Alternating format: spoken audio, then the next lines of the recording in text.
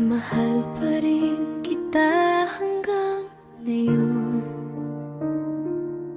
kahit pagod na tong puso ko.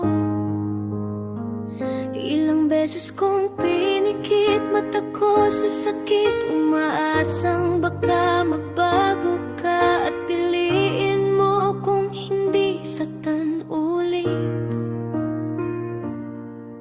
Pinatawad kita sa bawat luha at kasinungalingan, kahit pa ulit-ulit mong winasak yung tiwalang iningatan. Kasi mahal kita kahit unti-unti na kung nauubos habang pilit kang iniintindi. Hanggang dumating sa puntong hindi ko na kilala sarili ko, kasi lahat binigay ko para lang manatili ka sa tabi ko. Habang ako kapit na kapit pa rin sa tayo, ikaw naman sanay nang saktan ako ng paulit-ulit.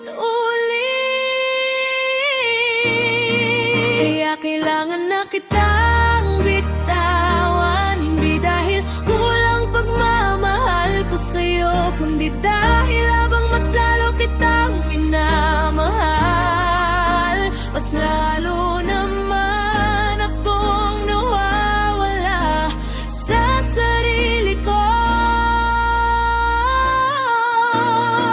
At kung akala mo galit kaya ako umalis, hindi mo nakita kung gaano ako nadurog bago bumitaw.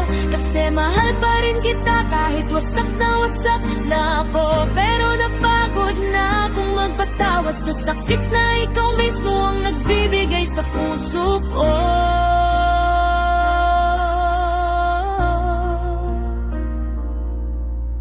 Ang hirap iwan yung taong mahal mo pa, lalo na kapag siya yung naging tahanan mo sa gitna ng gulo at kaba. Pero paano ka mananatili kung bawat balik mo panibagong sakit lang din ang kapalit? Ilang gabi akong umiyak mag-isa, tinatanong sarili ko kung bakit hindi ako naging sapat para sa'yo. Hanggang sa na-realize ko, hindi pala problema kung kulang ako, kundi hindi dalan talaga marunong makontento sa taong totoong nagmamahal sa'yo. At siguro ito na yung pinakamahirap na desisyon, yung piliin ang sarili kahit mahal mo pa rin yung tao.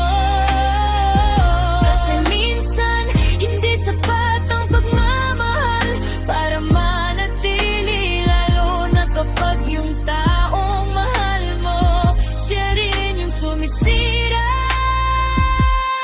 sa'yo. Kaya hayaan na lang kita